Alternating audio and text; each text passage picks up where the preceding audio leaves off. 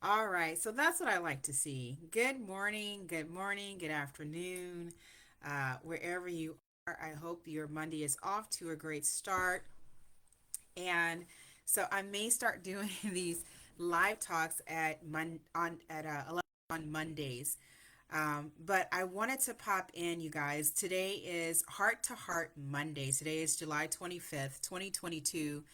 And so these live sessions are about getting to the heart of the issues. As you may have heard, heart disease is the leading cause among women and men, leading cause of death among women and men. And in 2020 alone, there were over about 697,000 people in the United States that died from heart disease. That's one in five. And that, billions of dollars are spent, it's being spent on helping people manage their heart conditions. And as you know, what I've said, out of the heart flows the issues of life. A lot of us, we're on this path of trying to fulfill of our purpose. We're trying to get to that end goal of really doing what we're here to do, what we're passionate about, and we're trying to get to the finish line. But as we're getting to the finish line, a lot of things go to the wayside. Our children, and bonding with them and helping them along to fulfill their purpose. So if you have a child, we're here too, not only to fulfill our purpose but help our children to do the same. And I don't know if you heard, I just recently found out this weekend that a popular YouTuber committed suicide. We have children that are committing suicides, that are committing homicides. I talked to my sister um, the other day, this weekend, and she told me that they're hearing a lot about teenagers, children, breaking into people's cars, stealing. Um, there's a lot of stuff that's happening today in the world. Gun violence was up in 2020, the highest it had been. Gun violence. There's so much going on, and not only that, we have the increasing numbers of heart disease, the increasing numbers of diabetes, of cancer. That as we're many of us we're trying to get to our goal, and I understand that, accomplishing our purpose here on earth, serving, utilizing our gifts, um, being a reflection of nature, being a reflection of love and truth. But this vehicle that is taking us along our paths, this vehicle that we have, our body, is suffering. Hence the numbers that we see. And so today, what I'd like to talk about, and it was a question that was given to me that I heard from my spirit, from the Spirit of God, is that what's the rush? What's the rush? And knowing that we cannot fail. When we're passionate about doing something and we do what we need to do, it's about the process. How are we getting to where we want to go? So often we miss out on the process. And you've heard of people being hospitalized for dehydration, hospitalized for high blood pressure, having anxiety attacks that we're suffering in the meantime.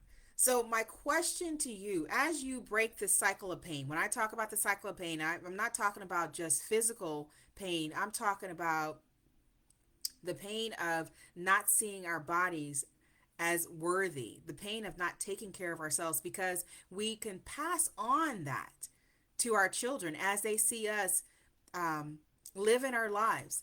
Are we drinking enough water? Are we eating enough of our fruits and vegetables? Are we including omega-3 fatty acids to help our heart? Because the heart, that muscle about the size of your fist, has a very important, critical job to do, working with the lungs to pump blood throughout our bodies, nourishing our cells with oxygen, nourishing with the food, that we eat, everything that flows through. And if the small arteries in our heart, and I'll try to bring that in next, heart to heart, but the small arteries in our heart they're small, and therefore they don't need to be clogged with a lot of cholesterol, a lot of plaque buildup, because your heart needs its own oxygen to pump to the rest of your body. And those blood vessels need to be open to as well. And we know that foods like your fruits and vegetables, like your omega-3 fatty acids, even if you're not a fish eater, what else can you do to get your omega-3 in? And I've shared that with my menu, the olive oil, using extra virgin olive oil on a lot of your foods, sauteing your vegetables, um, pouring it over your salads. Everything gets extra virgin olive oil here. Buying flax seeds, $6 worth. The bag can last you probably about a couple of months. $6 to get omega-3 fatty acids, which we know helps to keep your blood thin, that helps to protect your arteries, that helps with cholesterol buildup. Those minor things that we overlook, but is showing up in the numbers of heart failure. So this is my schedule that I continue. I didn't used to be a schedule person. I wanted to be free and just do whatever I want to do.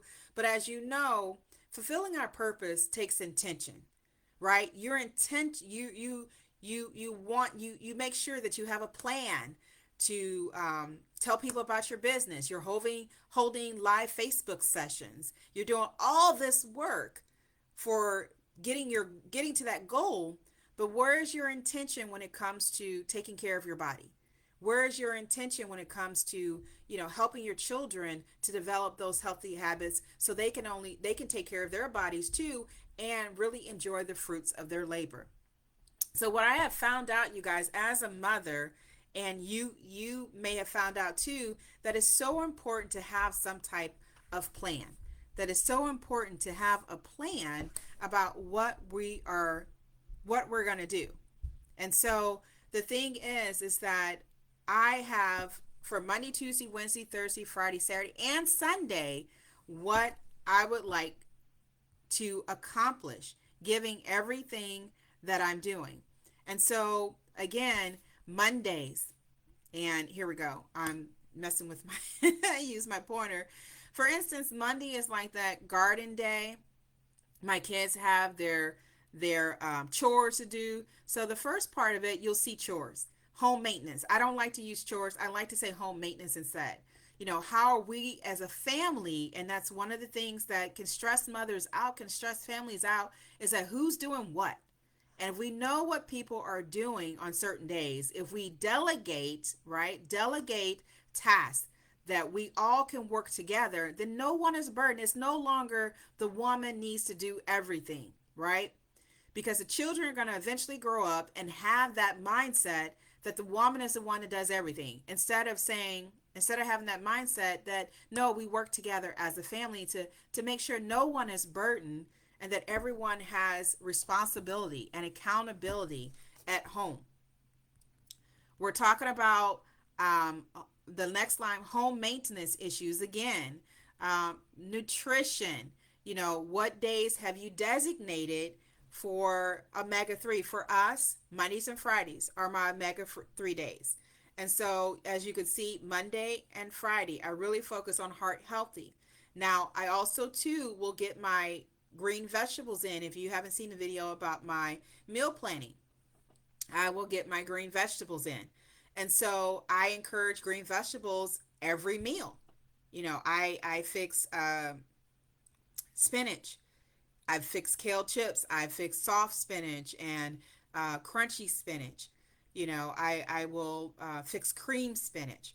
But I'll go through bell peppers and putting those in my veggies. Anything I can do, put it in my omelets that I can help increase my green veggies. That's what I do.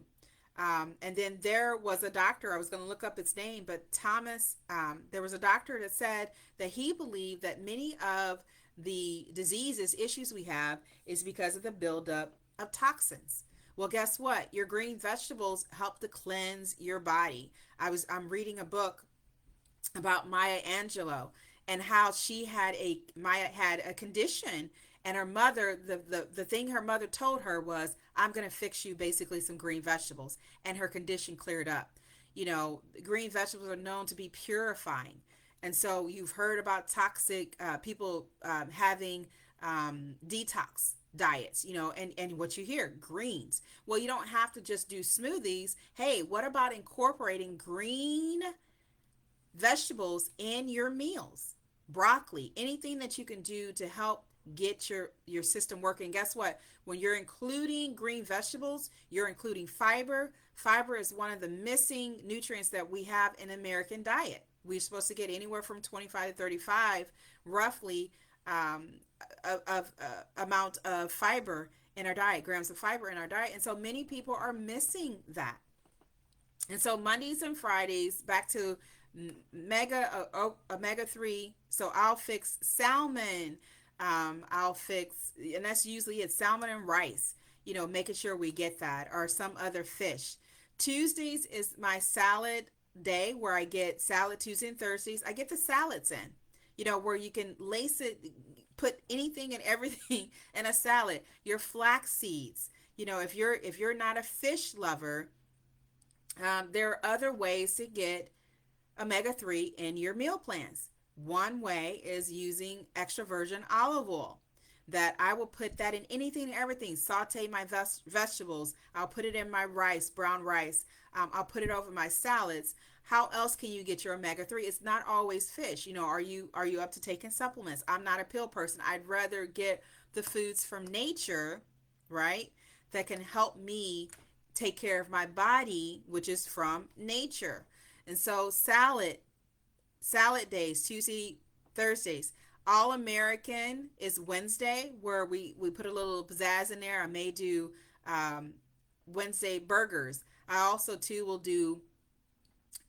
will fix pasta, our grains. Wednesday and Thursdays are great days for me to get grains in, and it's another reason for me to have leftovers. That mothers, we don't have to cook every day, and we don't have to go out and eat. We're saving money. We're being more creative. Thursdays is also my meatless days, where I have one meal, at least one meal, that I don't eat meat. There are many breakfast mornings that we actually do not eat meat. Saturdays are like family cooking. We'll do something, pizza, bonding with my children. They tell me about about just different things. When their mind is at relaxed, they can tell me about stuff. And it just really is a time to bond and talk, and to clarify any misconceptions, to nip things in the bud, behavior, talking. And Sunday is that tradition. And often whatever I cook on Saturday, I will cook on Sunday too, as well. I'll have on Sunday. So that's 2 days where definitely, usually the dinner, I'm not cooking, I'm eating leftovers. All right, so sustainable energy. What are you doing to do that? Are you doing some type of cardiac walking? Do you walk around the house? Do you walk up and down the street?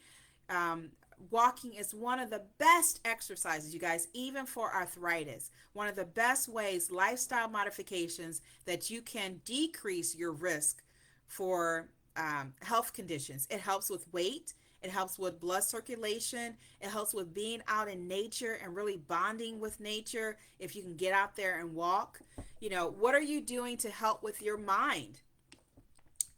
We do Bible and devotion. I do it once with myself in the morning. My routine, I get up, facial, I may or may not do face and teeth. I just go straight to prayer and gratification, and then I read from the Bible, and I may also read something inspirational, which I do often. Right now I'm reading James Allen's collections of books.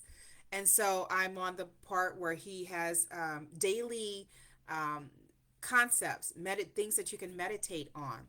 And so I will spend time in quiet in meditation. And remember, it's not about a particular stance. It's not about how long you do. Roughly anywhere 15 to 30 minutes. I'm going for more 30 minutes. But what are you doing to clear your mind in the morning? One of the things they said is that, people are, one of the reasons why they're probably having these cardiac events is that they're thinking about what's going on the rest of the week, what I have to do this day. And if we can just really focus our mind, and have you ever done that, where you weeded out things that you really didn't need to do, that you were able to focus your mind and say, oh, instead of this, or an answer comes to you. Once we take our mind off the subject, and that was one of the life lessons my mother shared with me, when you take your mind off of it, that's when it happens. And so taking your mind off, letting your mind be blank and say, let me just relax for a moment and really clear my mind and allow the truth to come in. I believe when we meditate, when we spend time in quietness, we have that intuition, we have that revelation, we have God or higher power speaking to us. And I believe this is my thing about wanting a relationship, about as a child wanting a relationship with what I was raised to believe, God or higher power, or however you may use it, is that something out there knows more than me.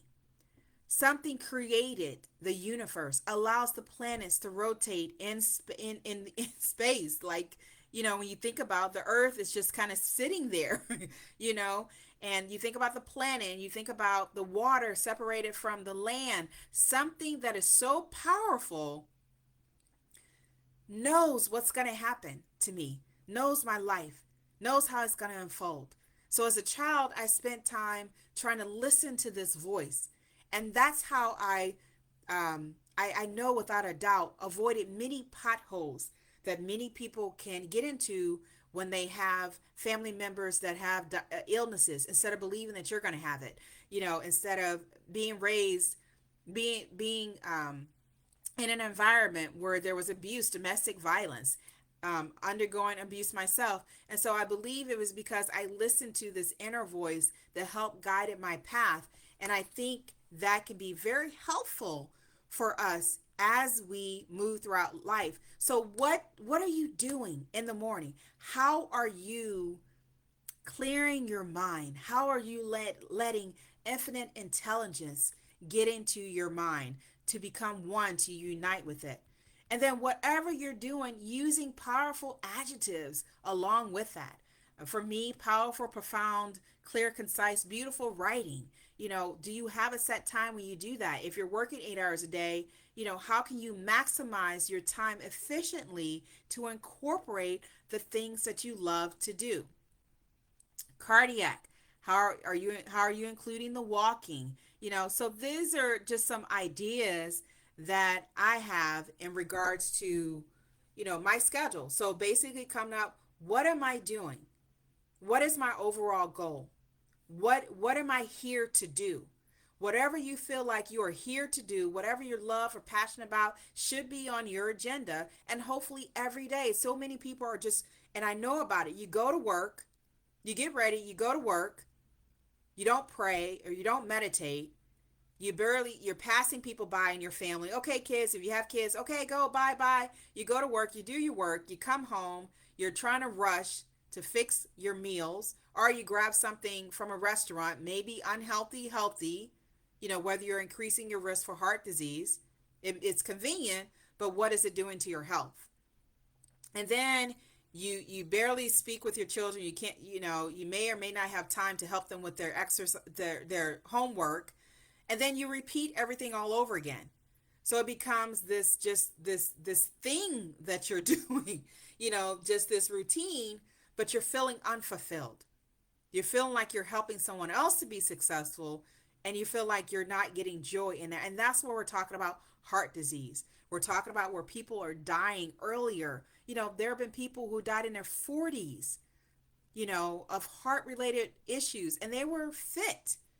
But where was their emotional, their mental being? What was their diet? Were they restricting themselves so much, regarding diet and healthy eating? Are you thinking that's the answer? That if I just go on a diet and rarely eat, then I'm going to be fine and I'm going to be at my weight? But how is your body responding to that? Is your brain getting enough sugar? Because it likes sugar, it likes carbs. Is it getting enough? Do you spend time with your family if you're a work at home mom? Are you spending time with your family to eat, to go to recess, to put playtime in your life?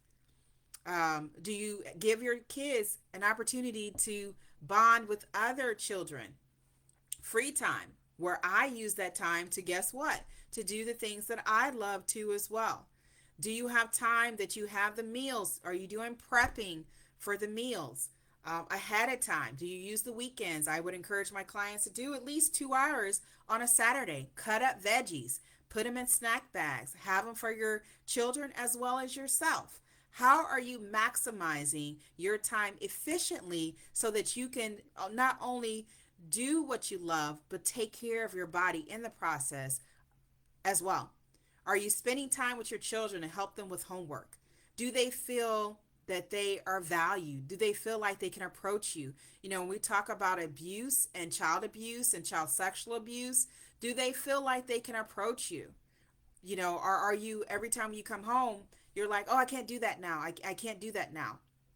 And so, you know, those things that we can do to help. Snack time. What time are you going to bed? Is it consistent? And that was one of the things that we tend to, in the summertime, because of daylight saving time, that we go to bed a little bit later. But are you overall consistent? Are you going to bed within an hour of your regular time? You know, and it isn't about being rigid. It's about having some form, like I did with my meal plan, some form of opportunity, of way that you can have an idea of what you're doing and what you're not doing. So again, this is a schedule that I use for myself. It gives me an idea of what days are what. Wednesdays are my wipe down days. Wednesday wipe down, Wednesday wash. Thursdays are my floor days. Fridays are my grocery days, sometimes between Friday and Sunday. Do you have a day where you just kind of